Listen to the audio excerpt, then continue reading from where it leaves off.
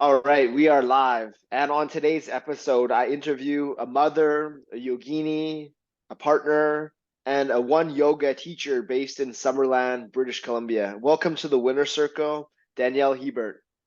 Hello, thank you for having me. Absolutely. I was just saying to you before I hit record, like it's been a really pleasure getting to connect with you and getting to take your classes. I don't know, the last maybe, I don't know, year or so. Um, Through the One Yoga community, you've taught the various 40-day challenges, sadhanas, and hosted a bunch of workshops. And yeah, I'm excited to delve deeper into your story and get to know you a bit more. And the goal of these conversations is to really uplift, inspire, and empower everyone tuning in to move forward with greater faith and belief in themselves on the hero's journey ahead. So I expect a really positive, light conversation ahead, and this next question sets us up as such. Um, Danielle, what do you love about your personal world right now? Not about like what's going on in the external, but what do you love about your personal world, your personal life? Oh, wow. I love my life right now. I live together with my partner, Ryan, and my daughter is with us about half of the time.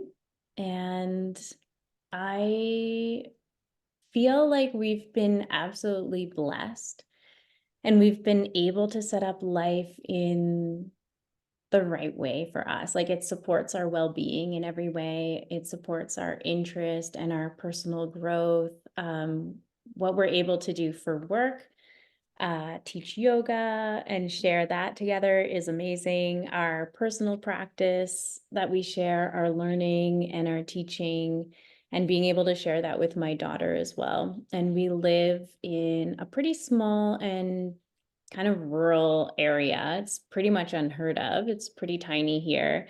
It's right next to the huge Okanagan Lake and kind of nestled in a little valley. There's lots of um, apple orchards and fruit growing and wine production here. And life is moves at a pretty chill pace. So we just enjoy soaking up that vibration. It's very sunny here and we get to be outside a lot of the time. So those are a few of the things that I love about my life right now. Amazing. Those all sound incredible, and I'm excited to delve deeper into some of those.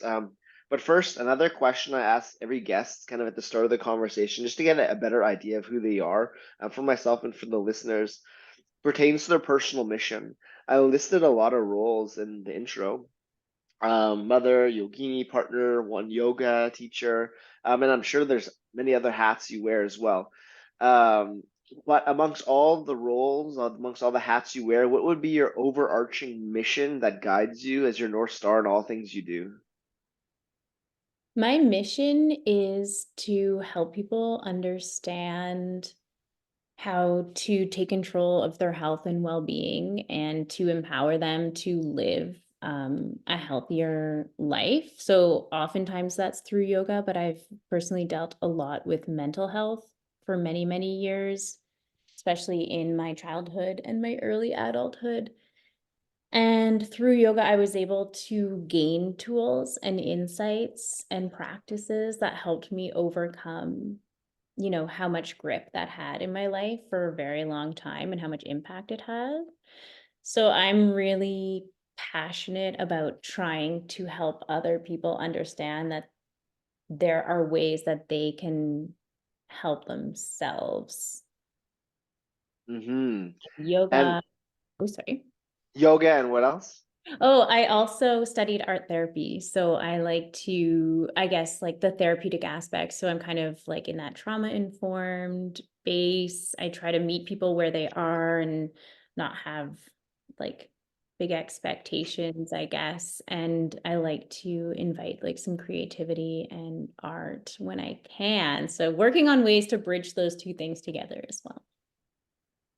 Amazing. Okay, so how are you currently serving that medicine? How are you currently helping others take control of their health and well-being?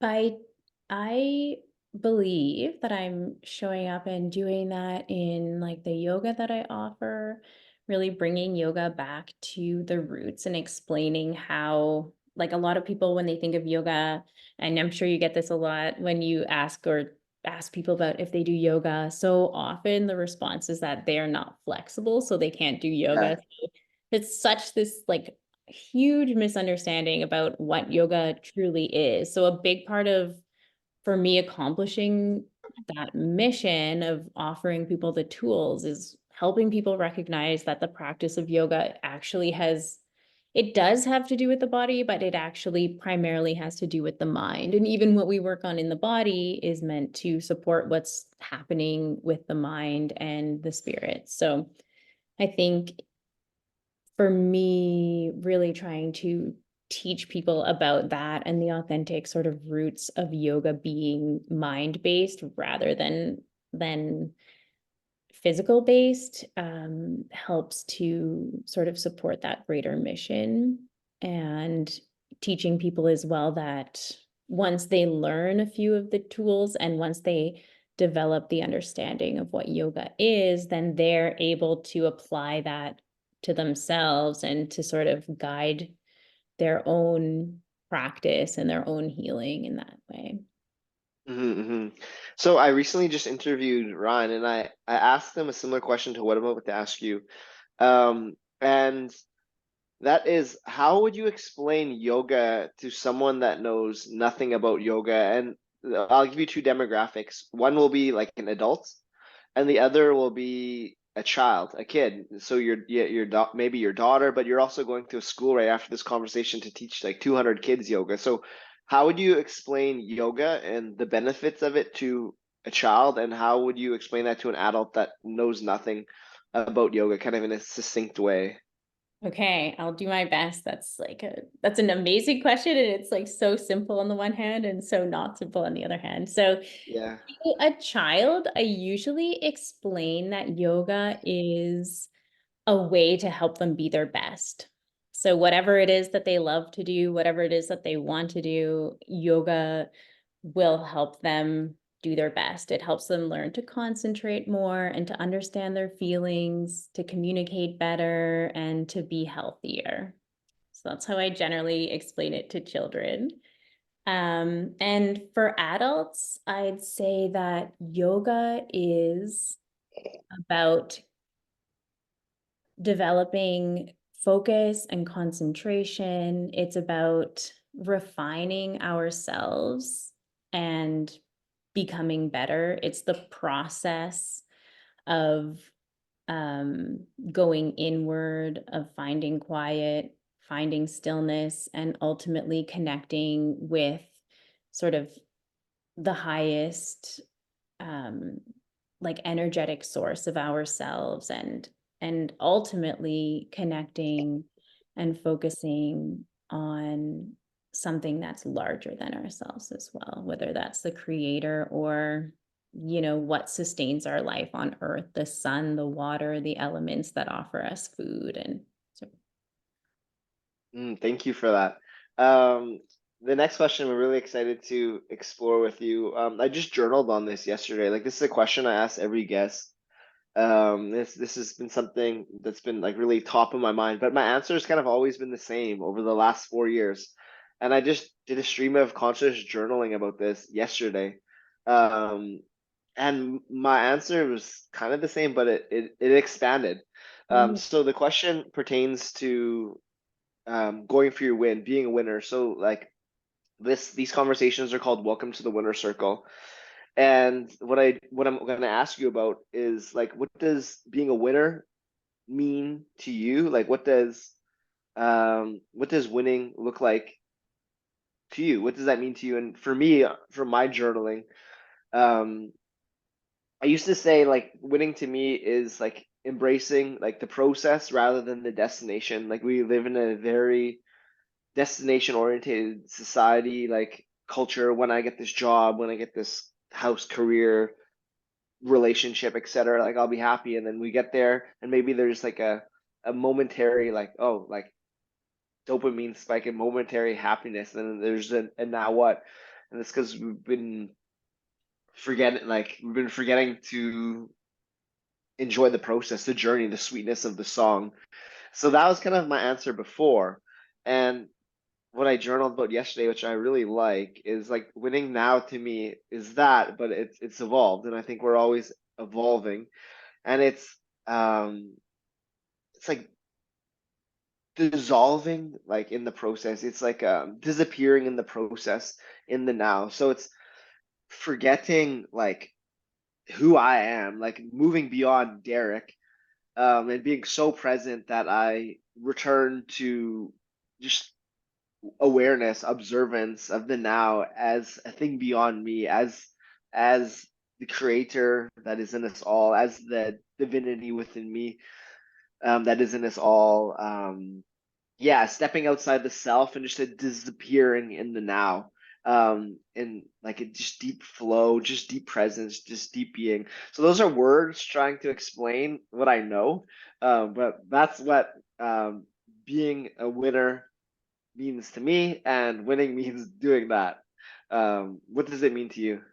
Oh, that's awesome. First, thank you for sharing that. That's cool. And that's, yeah, so yoga, I believe. And for me, it's quite similar and quite simple also. The first thing that came to mind when you asked that was peace,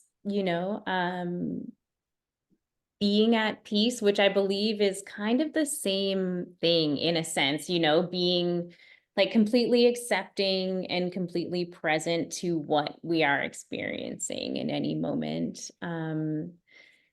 And also, I think for me, that there's also like a sense of a freedom to expand, like a place of expansion within that, like contentment in the moment, and also like the feeling of a really deep breath in, like not limited, not constricted, which I guess is kind of the same as peace. I think, yeah, Krishnamacharya, in one of Desikacharya's books, he describes how Krishnamacharya taught him about dukkha, or suffering. And it's like that sense of constriction, like you're in a straitjacket or you can't move, like it limits you so much. So I guess, yeah, to me, the feeling of winning is synonymous with like that peace, or that easeful inhale where we don't feel any tension, where we're just like very free and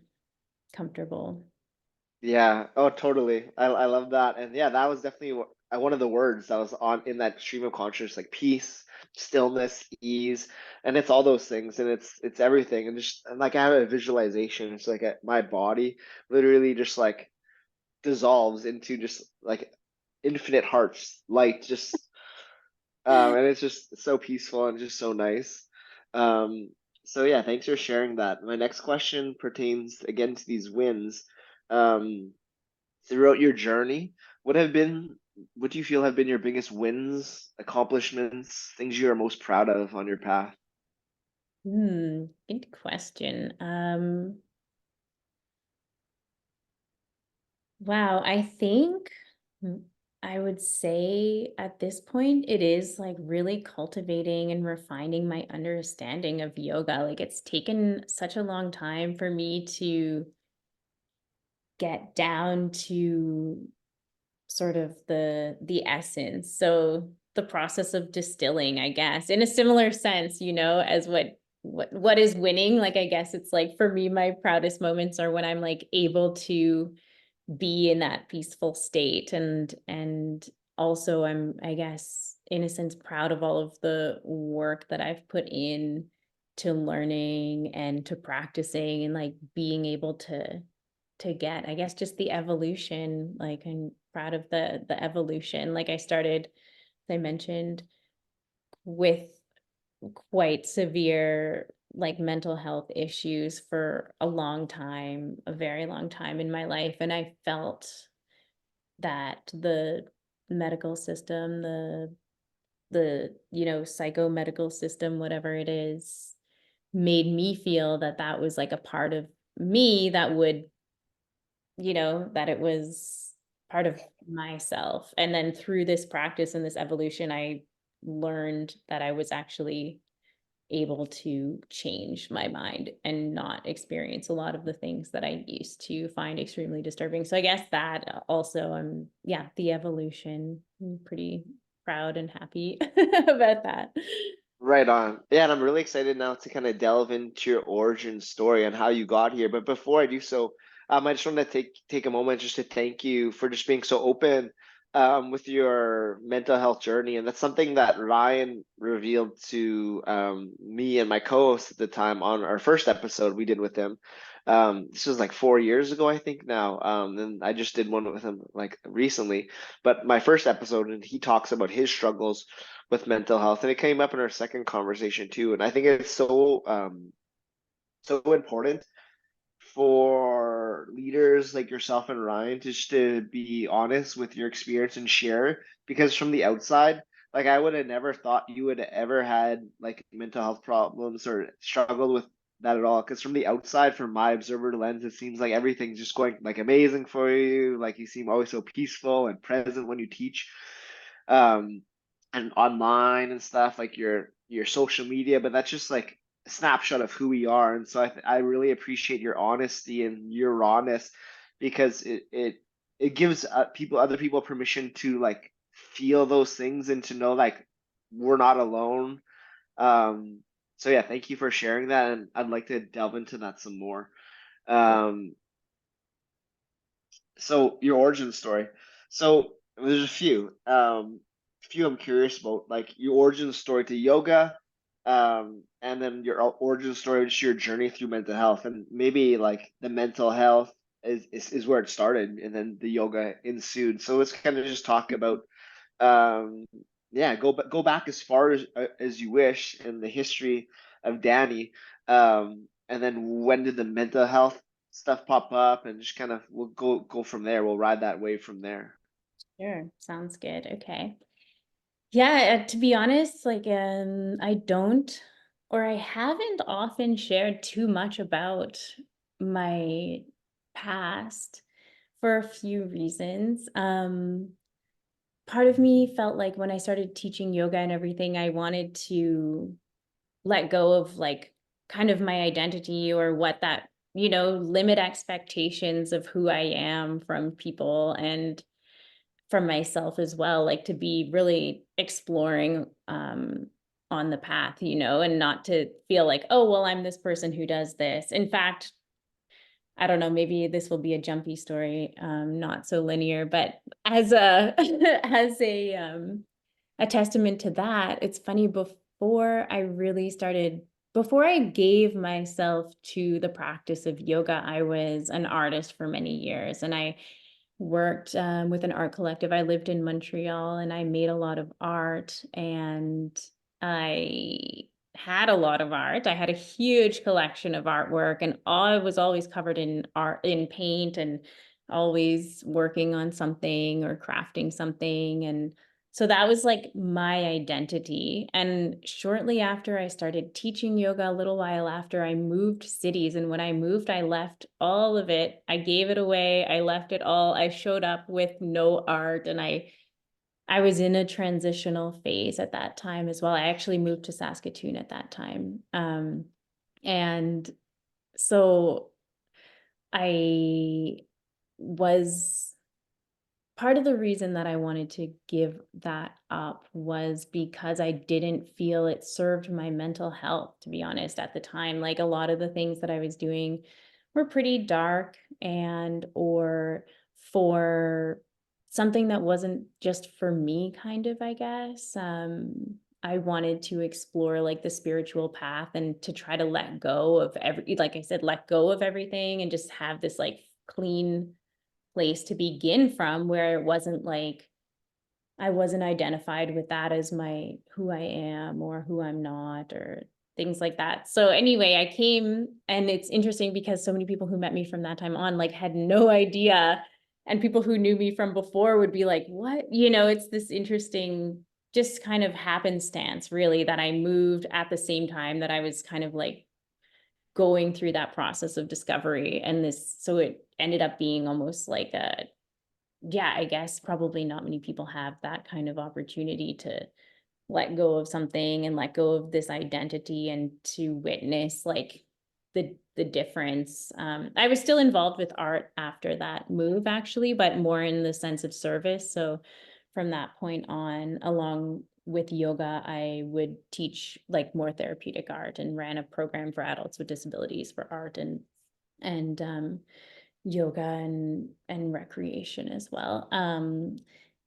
And that, yeah, was part of my process. It was kind of like the art world I felt at the time before is kind of a selfish world in a lot of ways. You know, people are very focused on my work. What am I working on? What am I into? Explaining what I do, like just very like egocentric. And I had suffered already from mental health issues from the time that I was a child. I was in treatment with like psychologists and psychiatrists. I was in studies to see how antidepressants affect like 8-year-olds. You know, I was in mental health like issues from the time I was a very young child. And so I grew up feeling like I was deficient of being capable of being a whole person. Like I needed that. Like that was just part of who I was. I wasn't, you know,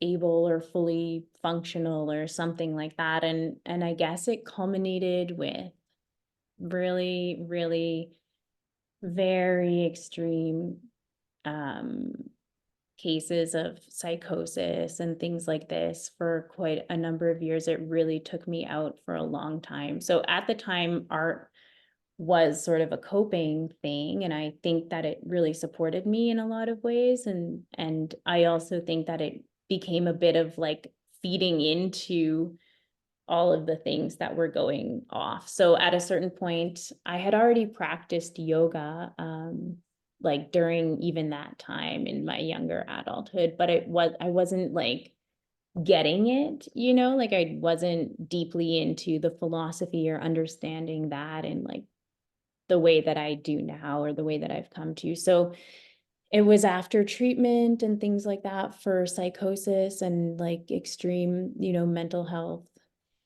like I was essentially incapacitated for, yeah, at least a couple of years in my 20s due to that.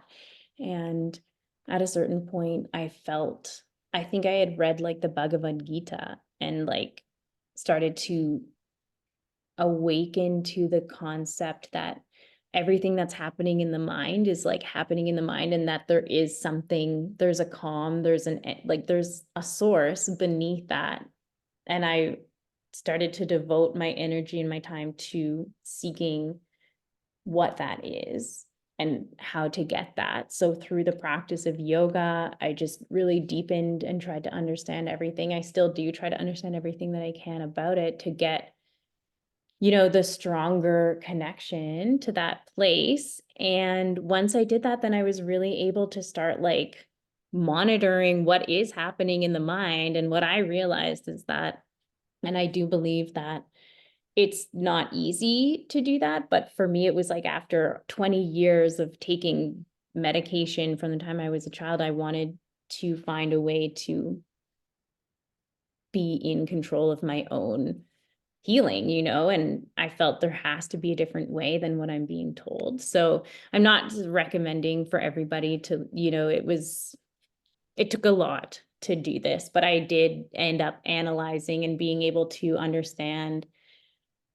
what was happening in my mind. And even sometimes if things arise, I'm able to sort of like, there's another space within me deep underneath of that mind that's reactive or fearing or whatever is going on, depressed or paranoid or anxious, that can actually say like, this will pass. This is not, this is the mind. This is your like temporary experience. These are going to move on. And to be honest, it very rarely does happen anymore. But yeah, that's kind of what really motivates my practice and what's set me on the seeking path. And that's also why I'm like very devoted. So some people say the suffering, the more you suffer, the more like virya, the energy and like devotion and whatnot that you have to the practice. You know, I feel I have a lot to lose if I don't maintain my practice. So it's like the foundation of my life essentially for the last 10 or more years. Hmm. Thank you for sharing that. I have so many follow-up questions from that. Let's start as a child. So, as a child, you've been on medication since you're a child.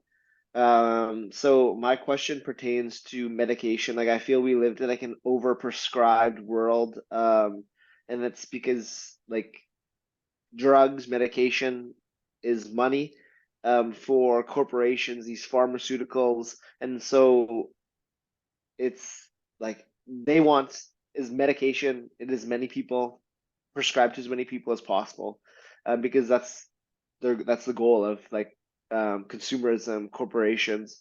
What are your thoughts on medication? Some people do need medication, but a lot don't. Mhm. Um, there's like a lot of things that we can do before medication, like yoga, for example, physical exercise, sleep, healthy nutrition, community. But yeah, just what are your thoughts on medication as like for children, and then just kind of just the overprescribed world that we live in, Mm. from living it, from being in that. Yeah. I am never give my like this. I will answer your question, but I just want to preface it by saying that I don't ever speak about this because I know that it's so personal to so many people, and that some people, especially people in crisis or anything, like do it is necessary. And there's been times in my life where it may have been necessary, especially given that I didn't have the right tools and the people around me didn't have the right tools to be able to support me in like the type of way that I'm able to manage my mental health now, you know? So I think personally, I believe that the ideal is that people don't have to use that. I do believe that it is 100% necessary for people at various times. And I completely agree. Like, I think that there's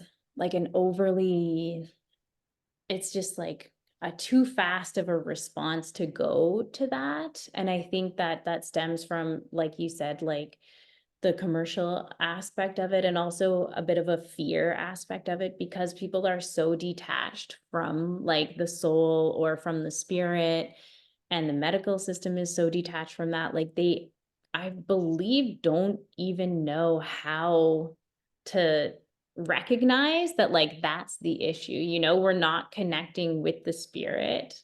And that I think that's where a lot of the mental health things arise, you know, like we're creating this like strong internal tension. And I think for children, it arises a lot because of their circumstances that they don't have control over. And a lot of the times, probably the parents don't really either, or don't really realize the ways that they could change the circumstances that might help support their children. You know, like, unfortunately, again, like when it comes down to the capitalist world that we live in, like making ends meet is what most people need to focus on. And if that, you know, without that, and without being able to sustain a home and food and all of those basic necessities, then like there's nothing, right? So I think for a lot of families, it's a bit out of their reach to try to rearrange life in the way that might support their child. But I also believe that there are ways that everybody could invite more of that into it. But it has to be, in what I've discovered in myself, it has to be a full on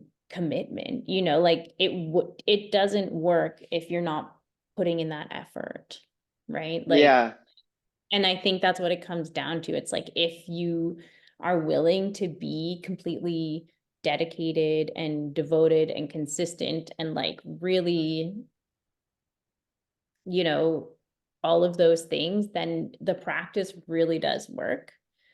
And it works if you're like up and down or here and there with it as well, but not to the same potency, you know? So I think like for people, the ideal in my mind is like, yes, like get curious. If you want to be free from things like that, then like it takes a lot of effort and work. It took for me also, you know, leaving behind a lot of the social things that I used to do. Like I never drink. I maintain my mental health like by not going too high, not going too low, you know? Like so it is like a holistic approach, absolutely. And it's like kind of being very diligent about the maintenance of it, you know?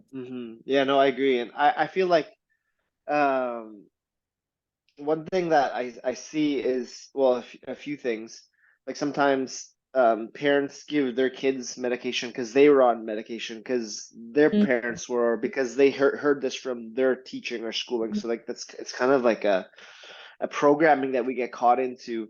Another is yeah, like sometimes we like medication is necessary, and that doesn't have to be prescription medication. It can be any kind of band-aid we're using to heal pain, to soothe our wounds. But it's like using whatever that may be to improve your situation, to gather tools to help you so that you can like try like going like lowering the dosage, or you know, it's gaining capacities and skills and tools, and when we're on these medications, rather than just going on a medication and just, okay, well, this is what I'm gonna do forever, and not making effort to change, you know, to mhm. gather new tools. So yeah, no, thank you for sharing that. Art was also a big help on your journey in the past, and also something that you love to share in the present. Why can art, and like why is art, why does it have such therapeutic potential? How has it worked for you positively, and how do you use art to help others? Art is kind of amazing because it bypasses the part of the brain that deals with like speaking and language and like thoughts like that, which is kind of the same as emotions, you know, like art is kind of the language of emotions in that way. So a lot of people are able to express themselves in different ways that they wouldn't say something directly perhaps, but it comes out like subconsciously oftentimes in artwork as well, you know. So in the therapeutic application of art making too, there's lots of ways that it's like for one thing, kind of like yoga, just the process of making art itself, for most people is therapeutic. Like it keeps your hands and mind busy and focuses you in the present moment, you know. It does all of those things. And then on the deeper level, yeah, it's a place where things are able to surface and people are able to express themselves in ways that they otherwise wouldn't. Other ways that art is therapeutic, I guess, is building a little more like sense of self, creativity, okay. Yeah, there's a lot of different ways and a lot of different like things you can do with art and art therapy. So even, for example, like in the purest kind of like um art therapy schools and ways, it's like even the different kind of like how in yoga it's like different yoga poses have different kind of benefits for people or contraindications. So even like the mediums that we work with can have different effects on different people. So if you think of like something that's very fluid, like watercolor or paints that are very soft like that, they're not structured. It has a lot more like it can be really challenging for people who like things like for one like very orderly or very neat, so it can be used to kind of get people away from like those types of that rigidity, and it's more emotional, whereas oftentimes like um other media, for example, like pencil that can be erased, you know? So if somebody chooses to work in pencil, it's like this different type of fluidity where they're in control of the lines that they're making. Like it's very controlled and you can erase and you can redo and like so yeah, it's just these neat kind of like the characteristics even of the media can influence like the experience that the person's having. So it's like a somatic and psychological and yeah, or it can just be like, oh, we're just doing this for fun and like look at this cool color and it just makes you feel good or it just, you know, you can ask questions like what color do you like what when you think of sadness what color do you bring or you know it helps in Hmm. processing grief and all sorts of things. Yeah, it's a good at processing like if there's something happened with people like it's can be really used to kind of like work through it. Yeah, it's such a rich world, and like when I was listening to your response, like what spoke to me is like it really allows you to get into your feelings, to really feel in the Mhm. now. And that's the beauty of art. I used to love art as a child and kind of as a teen, and then like schooling ruined it for me. Like I feel school ruins that for a lot of stuff, whether that Mhm. be reading, like school, like really like reading, learning, play, art, because of like the rigidity, the rules, the restrictions that the educational system places upon children. With the wrong teacher, like of course teachers always have like good intent, I feel, but it's sometimes they don't understand the impact of the rigidity, the rules, Mhm. the restrictions, like even deadlines. And I'm not like are good, but like I got art taken away from me just because of a Interesting. bad teacher, or just what misintentioned, or and it's something I've been trying to bring back in my life. How would you recommend for myself and just for anyone to reignite that artist in them that has gone silent, or kind of faded? Yeah, that's a great question. I'm sorry to hear that and I have heard that from other people and even to an extent, I feel that I've experienced that, and maybe I've even imposed that on myself at times. I think when I was like working as an artist more, it's like you have, yeah, you in that kind of feedback loop. Oh, somebody liked this piece or this piece sold, so you want to like go into that or work on that, or, you know, like you're responding to the outside. And that's actually another interesting thing with art therapy is that it's generally process driven. Like it's not about, especially with, you know, people who are just like there to like explore.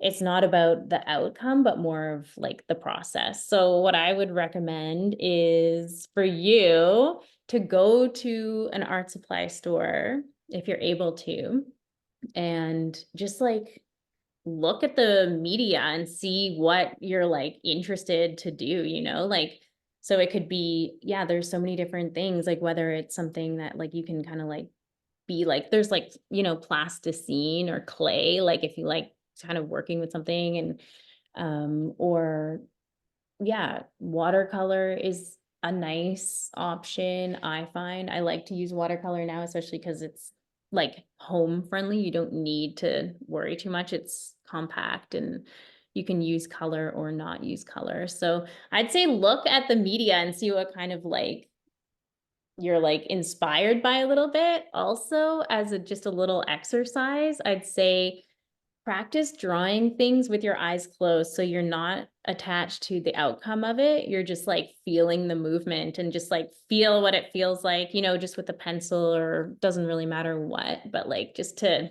do that. And then maybe you see different shapes and then you can kind of play with the different shapes, maybe like highlighting, bringing some forward or making new abstract forms out of like whatever shapes are there, kind of, you know? Yeah, no, I really like that, and it's just reminding me of like, yeah, like it was weird how like art was graded, like, oh, this is like good art, so you have to do it this way, or you have to use this like you're not allowed to use this, you have to use this, and it just Mhm. takes away the freedom, and that's what we're both talking about winning. Like it's a sense of Mhm. being freedom, and like with those restrictions really take that away. It's true, but Um, also I want to add to that because I hear you, and I think for like the large majority of people that's true. And I think it's also kind of like yoga or martial arts. Like you did martial arts, right? yeah, yeah, Where it's like also the discipline opens a lot of freedom for us as well. Because, for example, in the art world, if we practice and you can master things, then whatever you want to create is available for you to create.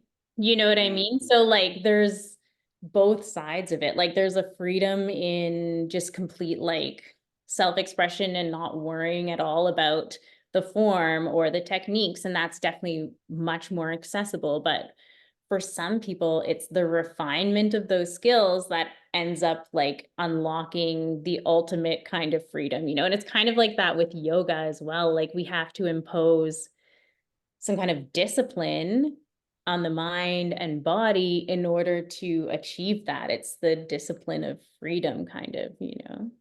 yeah, I like that. It's like learning the foundations, because that's important. And then the freedom, and it's like melding like the foundations and the freedom in the center. Mhm, Like mhm. that's where the beauty happens, like the right in the middle, you know? Exactly. And when it comes to it being therapeutic, though, this is a whole other thing because then say somebody's very disciplined in their life, you know, and it sounds like you might be like maybe this is not, yeah, just somebody who's comes from those backgrounds where they train hard and they're focused and they're very driven and all of these things. And then what they need, what's therapeutic about art making for them is a space where they don't have to be those things, you know? Yeah. So again, it's all of these like, it's very responsive to the needs and the person and the days, you know, all of the things. So, Yeah. No, I like that.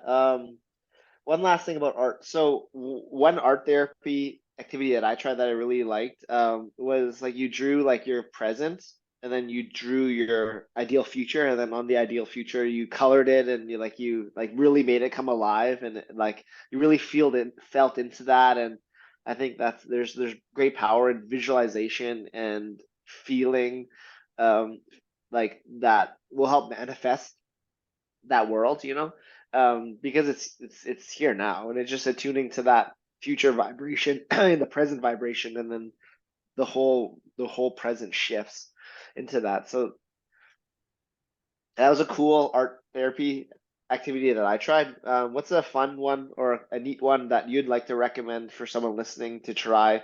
Something that you like a art therapy exercise or a technique that you would recommend. yeah, I guess kind of like what I mentioned before. I think like finding a medium that speaks to you, whatever that might be, experimenting a little bit and doing the work with the eyes closed. So this just really helps with developing the non-attachment to the outcome.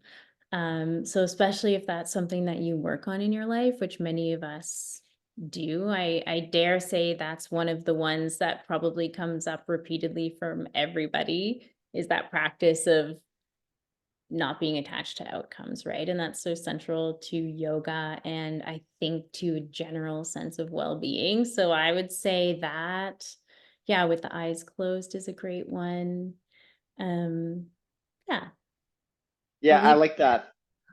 No, I like that and I hear that because it's like what my kind of personality wants like a specific like oh like this is a specific route but like the route that I think would be most beneficial for me is like the route of no route just like the closing your eyes the freedom and just allowing myself to express without having okay yeah this is oh you're doing it the right way or this is like good this is but just doing just doing and being creating that's Hmm. fun.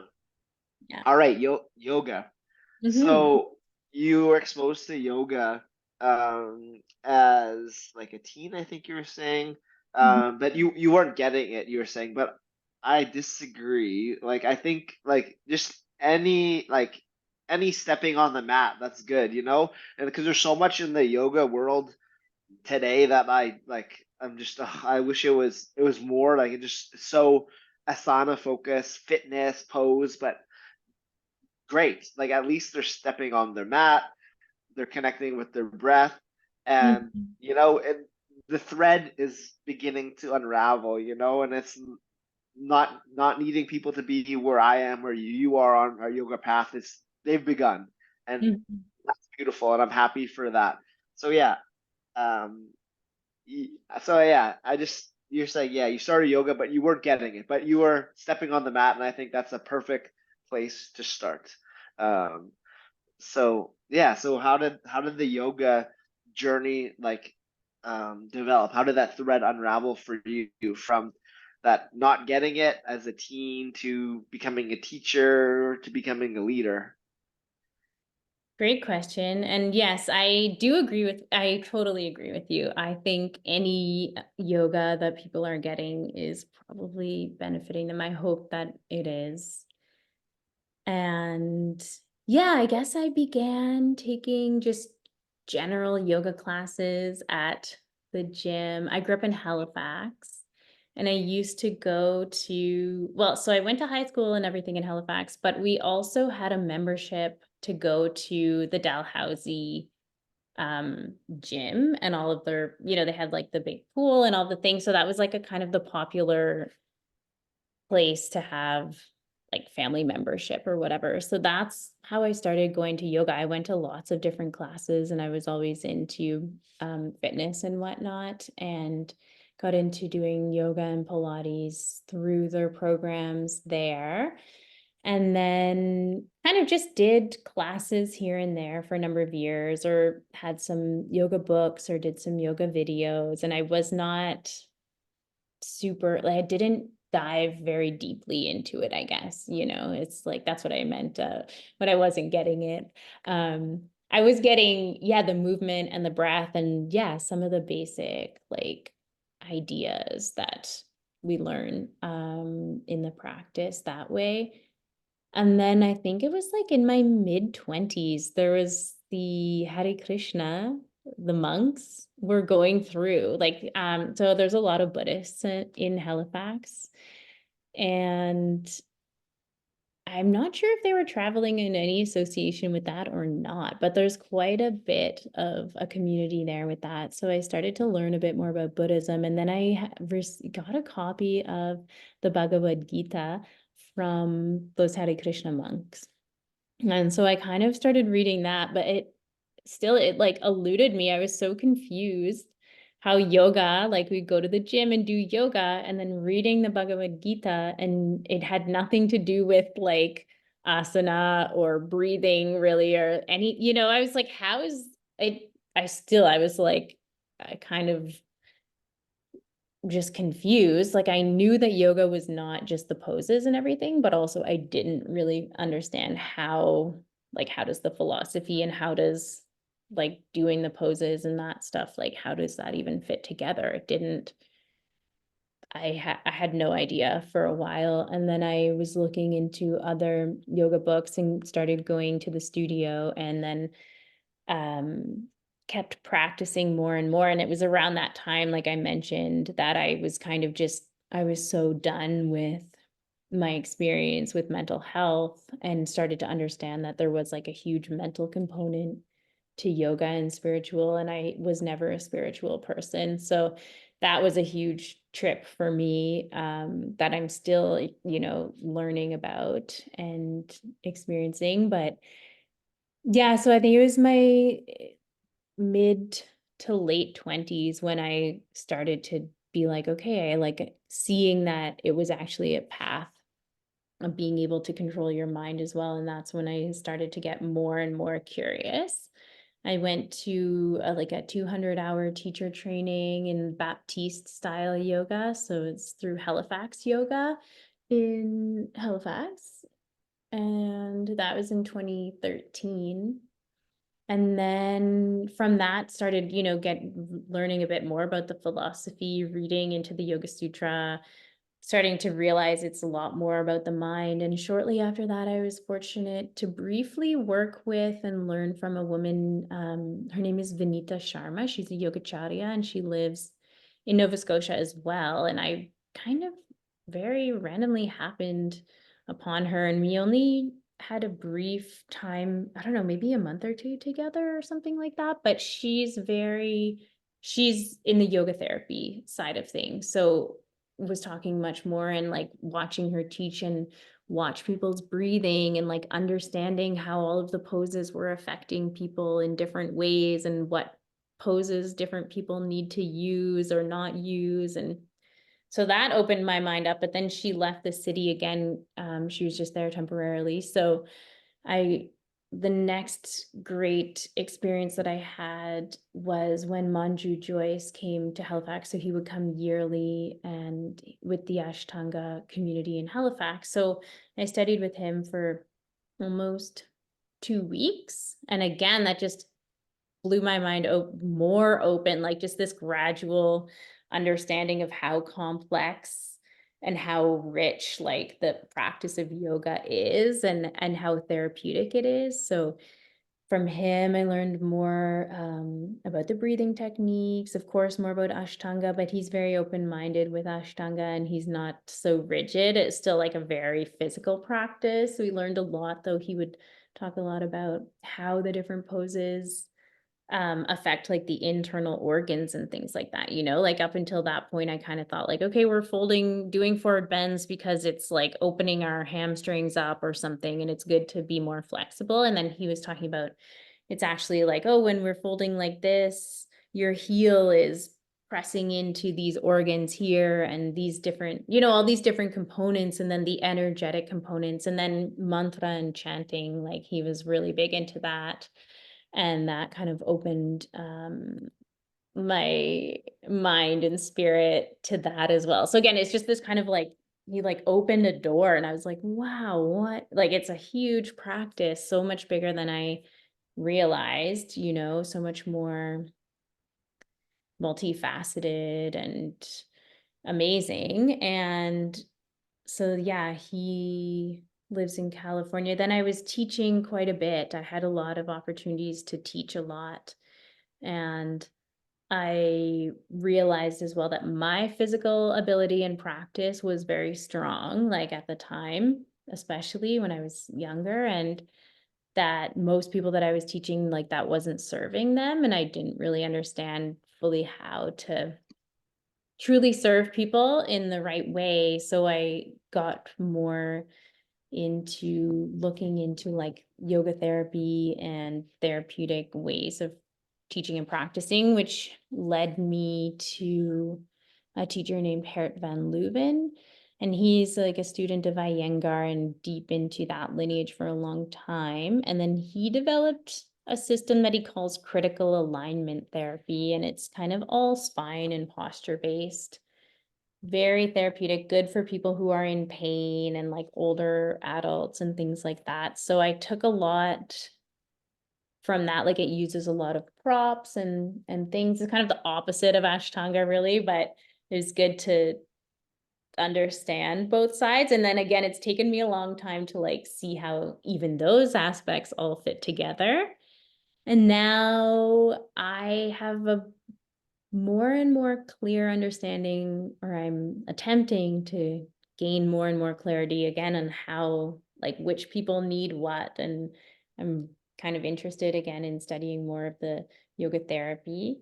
Of course, now I live with Ryan, so I have ongoing training and teaching and learning all of the time, which has been such a huge gift. And it's enlightened my views of yoga, and he has a really amazing way, like he's studied everything and trained in everything virtually, and he's such a seeker. And then he has this ability though to like, when I ask a question, he doesn't say what he thinks. Usually he says, well, this teacher says this, and he shows me the book where it's written, and then this person says this and shows me a book where it's written, and this person says this, and then so it's like he holds all of those different views in his mind, and he doesn't, I think that's really what's amazing with him as a teacher, is that he kind of informs people, or me as a student or other people as students, and then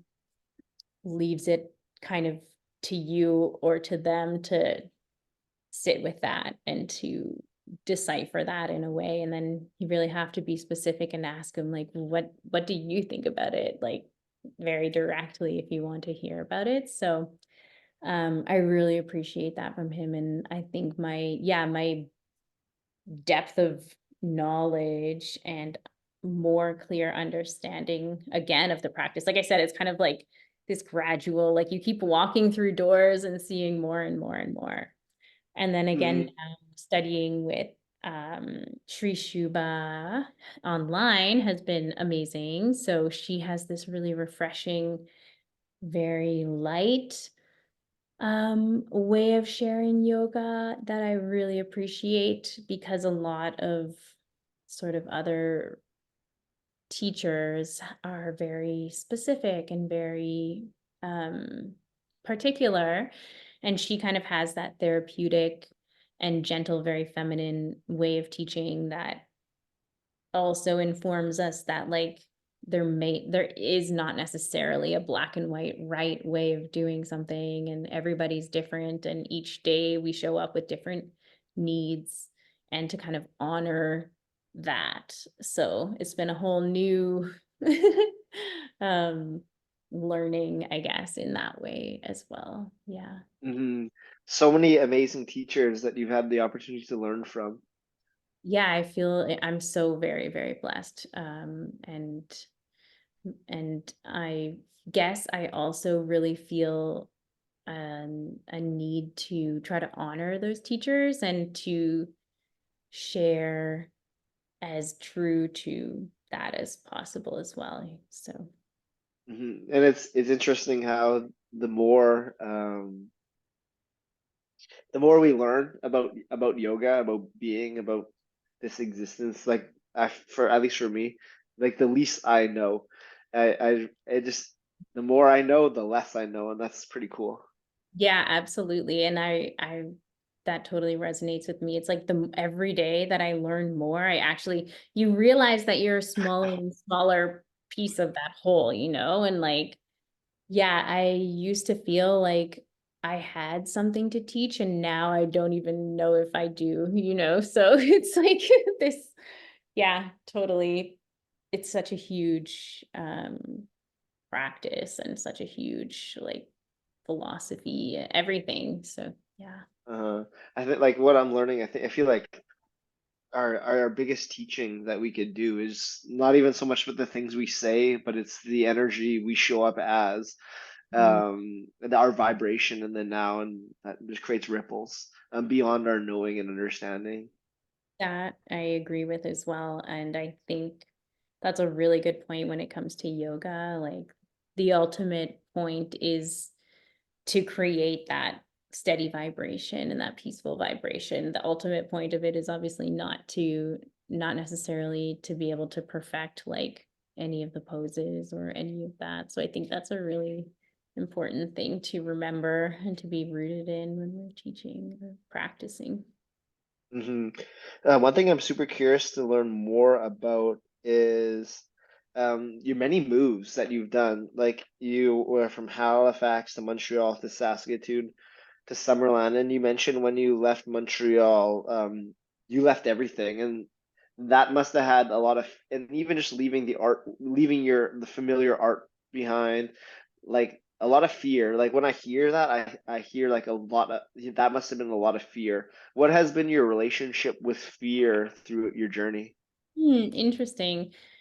Actually, moving was more of a comfort to me for a long time. Like I can't even count how many times I've moved in only in the last few years. Actually, it's I would say entirely from having a child that I have begun to be rooted in any way. So I don't know if it started for me because my parents were separated when I was really young, and I would go from one house to the other. My dad moved a lot. I was so used to always being in motion, I guess. So that came very naturally to me, to be honest. Like people speak about moving as being like super stressful, which it never felt stressful to me. Um, until more recently, since I've had my daughter now, I feel like I owe her to be in one place, and that kind of stresses me out because that's a challenge for me personally, you know? Um, and I guess with fear, like it only kicked into me to experience fear in the last few years as well. I think from being a mother, like before I didn't really have a sense of fear. I would say I was super into rock climbing when I was a kid growing up as well. And that's kind of my feeling of like a safe space for me. Like I just loved being outside climbing or in the gym and just felt like it was one of the few places that I fit in truly in my life. And I got back into climbing. I was away from it for many years and then got back into it and loved it again. And then the fear kind of started kicking in at some point. Like I developed some anxiety around it, like nothing really specific happened.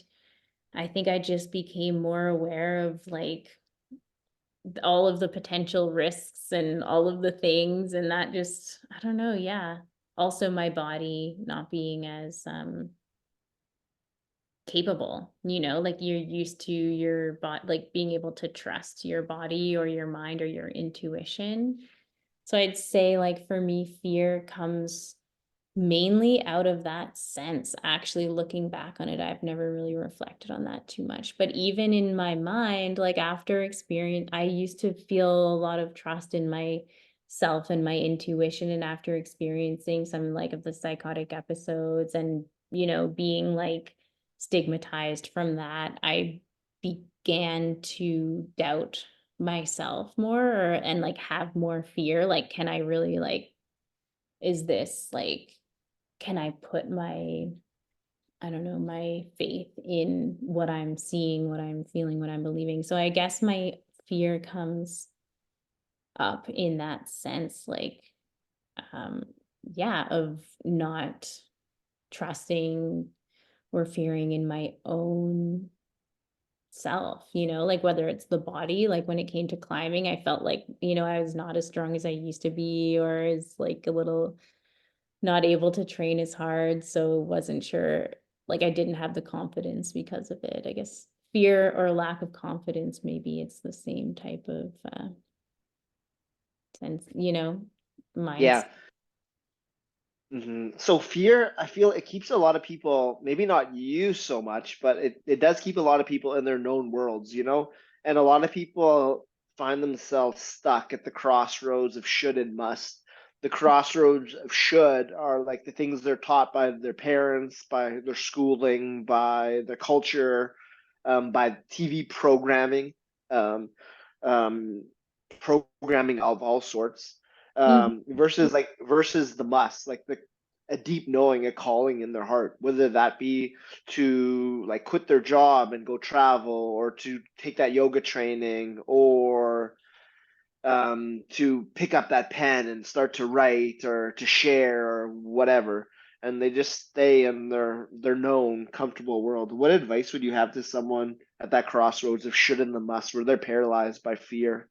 That's a good question. I'd say meditate, get quiet, get in touch with that, like the big self, the big S self, the true self, your, you know, whatever you call it, Purusha, spirit, divine nature, like get in touch with that eternal space, the witness inside. So through silence, through quiet, and I don't know, I guess let go of the outcomes, you know, like not thinking necessarily about the goal being or outcome oriented. And I think that maybe that relieves a lot of the stress of those types of fear, you know? It's not like about achieving necessarily a certain height or something like that, but about like just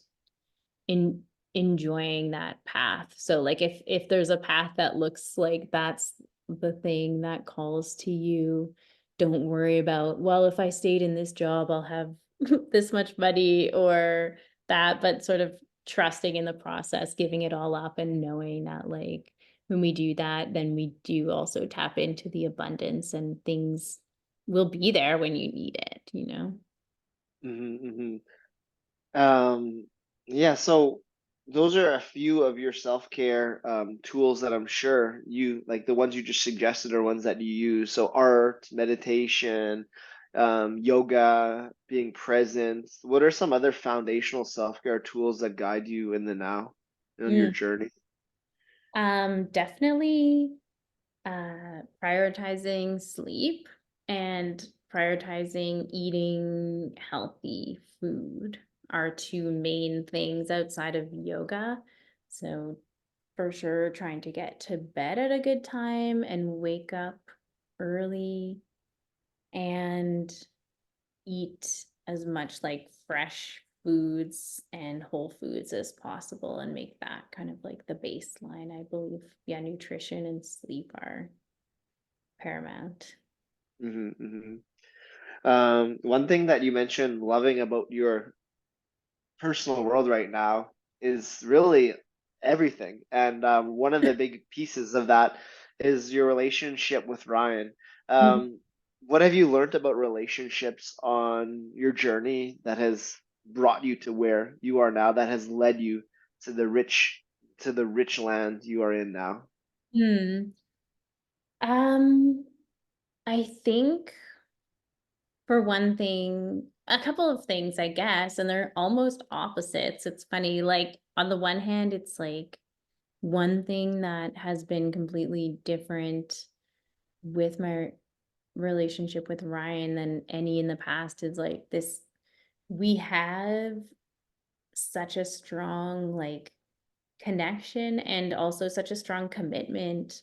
Um, we're very aligned in our vision and in our values and in, the way we want to live, and we support each other in that, which especially at this point, I think in both of our journeys is really huge because the more you go along the path, the less you can kind of relate or tolerate certain other like things in life, I guess. So finding somebody who's like equally as dedicated and committed to this lifestyle and also to this like to a relationship. So I think that um it came at a time when I had sort of really released the wanting of finding a relationship per se. Like for a long time, it didn't work with my daughter's father. We split up like after a year after she was born, and that was very, very difficult and extremely challenging. And then with COVID, kind of right after that, it kind of I felt it took almost everything that I had left in me to get through. Like it was a really very challenging time, and I was not sure that I was willing to give anybody that much power kind of in my life after that, if that makes any sense. It's like I felt like, okay, I can maintain my strength and my wellness, like, but I don't know if somebody else, like if I would trust that with anybody, after it nearly like, yeah, really took me out, So um finding Ryan, it showed me, yeah, I never would have expected to find anybody like him, and that there is somebody out there that is, can be as like he understands that as much as I do, like I think also coming from where he's come from with his struggles and mental health and his journey on the path, that we really truly understand what it means to be in relationship in that way, and like to us it's like a very deep connection. And I actually realized that it's the first time for me that I've understood even the give it all, like the Ishvara Pranidhana is a big part of the practice. And like not coming from a spiritual background, it was always hard for me to just like the give it all up to God type of thing. But I realized that in our relationship, like the love between us is what's brought me the closest to that feeling. It's like I put all of my faith in that now, and I know that he does as well. And then we just, there's ups and downs, but we know that we'll go through them, like we've gotten through some like incredibly challenging spots that I didn't think that we would, not necessarily each of us together, but like for especially him, like just making it through things that we didn't know if he would make it through it, and then going through that together, I think really just like solidified the fact that like no matter what comes in life, like I know we're there together. Um, Hmm. so that's been just so powerful. And I think a part of it is putting in a lot of effort over the years in terms of what discernment, looking for the right thing and finding the right thing and then recognizing it once you have it, and then being open. It's kind of letting go of the fear and being able to fully commit to it and not throw it out kind of because of fear or past experiences kind of. Uh-huh. So is that that same principle of like I think it's like Ishvara Prani, how do you say that word? Ishvara pranidhana. Ishvara Pranidhana, and that's giving yourself up to faith. Yeah, exactly. Like give yourself up to the higher power, or some people call it God, or Ishvara is like the all knowing, always present, eternal soul, kind of. That's like the ultimate teacher, the ultimate kind of source of knowledge and enlightenment. And is that how you made your helped yourself out of like that challenge of like your daughter's the relationship of the guy with your daughter ending? Is that how you made yourself out of like got yourself out of that place where you kind of close yourself off and like you were brought down by that? Is that principle what got you out of there? Like how did you navigate that big challenge? Yeah, I think it is what got me out of there. Like I think it's a combination of, again, like I think it's important to be protective in a way, especially if, like, for myself, coming from a back like a history of mental illness and things like that, and to maintain and support that, I put in a lot of effort, and I feel that I need to do that because I'm not willing to go to that place, like I can't, like nobody can go voluntarily into that mind of being completely ill. And so yeah, I think it's a combination of like knowing how and when to kind of like be on your own and protect yourself, and that silence and that meditating with it, so you're able to recognize when that person is there, or when that opportunity, if it's not, like if it's not a partner, maybe it's a different thing, so being quiet and being still and recognizing the difference. And then yeah, the having faith, once you have that, once we were together, even there's been times where it was like a challenge, and that each of us were scared to really commit or to let go, and at times, I'm sure that will arise again, but it is the like having faith and letting go and knowing that like this is yeah, everything that we have together, everything, the strength that we bring each other, the support, the growth, all of this, like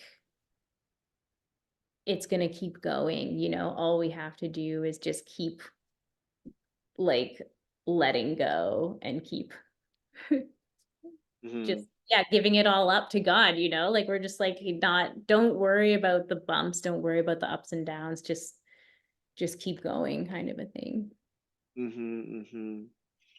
Another like extremely important relationship for you in your life is your daughter Fern. I think she's six. She's six.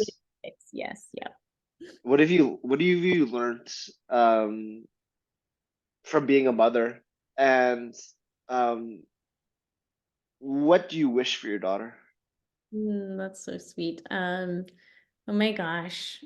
I have learned more from being a mother than I ever thought was possible. Like, a lot of the yoga practice and Buddhist practice is about cultivating like non-attachment to like to outcomes and to those sorts of things and just enjoying the process. And I'd say like nothing teaches you more to let go of your expectations than having a child, like it's this process as well. It's so amazing where it's like, that's been my biggest learning and biggest challenge. It's when they're infants, you have a lot in some ways you kind of have control, in some ways you don't. Like they're either maybe they're sick, maybe they're, whatever. Like all of these things, we just all of a sudden we're not attending to ourselves in any way. It's all transferred to this other human and you have no idea what to expect. And like things keep changing and things keep coming at you. And it's just that like always like nothing has ever made me want to show up more as my best self and do my very best than showing up for her in every way that I can. And now actually showing up for Ryan as well and in our relationship because that's what he gives to me. So it's like he brings that out in me as well, but nothing has the same way as having a child. It's just like knowing your actions aren't just affecting you and yeah, trying to give her the best life that I can. What does that even mean? It's so different for each person, but it's a constant thing. And then, thinking, oh, maybe she'll like this, or maybe we'll do this together. And then it's like, nope, she hates that. And you just have to enjoy what they want to enjoy. And like, so it's that pure love in that sense as well. Like just the depth of love and how much we're able to kind of like let go of our own expectations and lean into just like enjoy the joy of them, right? Like we can't control what brings that for them. And yeah. And what do I hope for her that she feels like she's rooted in her nature and in herself, and that she feels that she can be true to herself and honor herself and speak truth and learn and grow. And I really hope as well that she's like sadly and of course our society's a lot better than most when it comes to being a woman, but as a woman we're at a certain disadvantage. So I really hope that she's not limited by her gender, um and that she yeah isn't limited by climate change too much in the future. That worries me as a mother a little bit. And that maybe she can grow and she can learn and she can really be in touch with who she is and live the life that she would like to live. Mhm. Those are beautiful wishes. You mentioned truth, her being able to share and speak her truth. What is most true for you right now? What is most true for me? I'd say love. That's the most truth that I have. And I think that is ultimately what brings out the truth in everything. Like when we see something with real pure love, then we're able to see the truth in it, like when you love a child, um you see that the truth isn't your expectations or what you thought it would be like or what you wanted it to be, but you just that showing up in truth. And I think love is what guides us to that place. Love, that's a really big word. What does that word love mean to you? What does it mean to me? It means, I think, the highest appreciation and understanding and like acceptance of somebody or something. Mm, thank you. To close every conversation, I ask a final few questions, and we're at that point. And so here are my final few questions. Um, First, this is a pretty big one. All these questions are pretty big, and I've been appreciating all your sharing and wisdom. First question. Through all the highs and lows that is this hero's journey, that is this life experience, what would you say has been the greatest life lesson you've learned on your path that you feel called in this moment to share with us? I would say have faith or trust in the process and follow sort of your interest, your passion, and there's probably a way that it fits into your your path. Like even if it's not clear at the time, if there's something that you're interested in that you just really want to get into, then I'd say like get into that and it will become useful or it will fit in with other things later that maybe you had no idea you didn't expect. Joseph Campbell, who was kind of like he's the one that came up with the hero's journey, the monomyth concept, said, "Follow your bliss." Mhm. And I Yeah. think that's what you just shared. Okay, question two. In 3 words, how will you describe the experience you're having on this earth? So it doesn't have to be a sentence, but just 3 separate words on how, what 3 words would describe the experience you're having in this reality plane? Mm. Say human experience and growth. Hmm.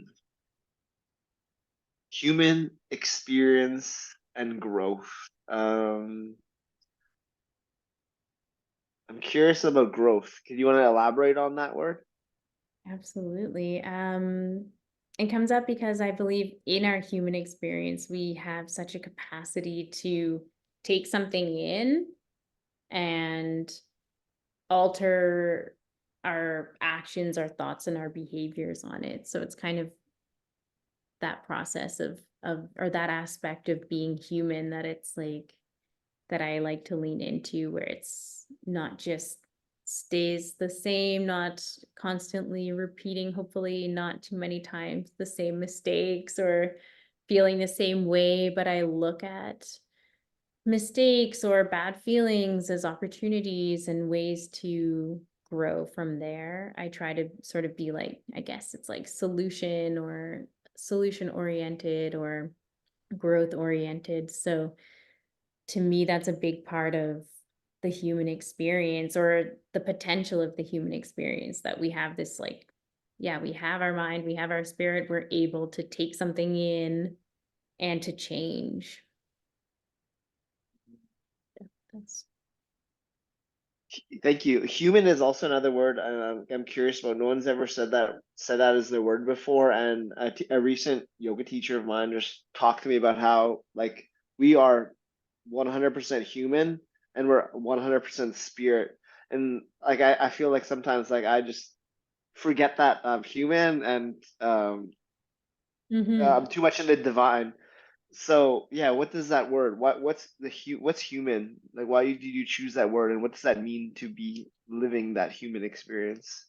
Well, to be living the human experience means that we will feel suffering and we'll feel joy and we'll have all kinds of emotions and reactions to the world around us. And I think when I think of the human experience, it's like giving ourselves space to experience those things, you know? Like this is the life that we are in like presently. This is say we are in the spirit world and that part of ourselves from the spirit world is existing in this reality right now, in this human world right now, experiencing all of the human things. So it's like our opportunity to like experience the richness of like our senses and our experiences to take it in. So that's the human experience. And then also to keep learning and evolving with it, you know? So that's why I say the human experience and growth. Yeah.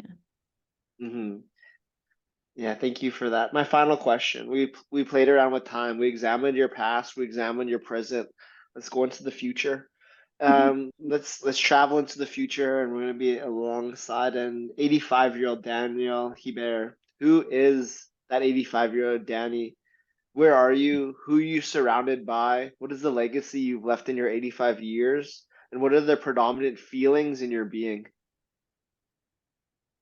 I believe 85-year-old Danny will probably still be sitting with Ryan doing some yoga, reading, teaching.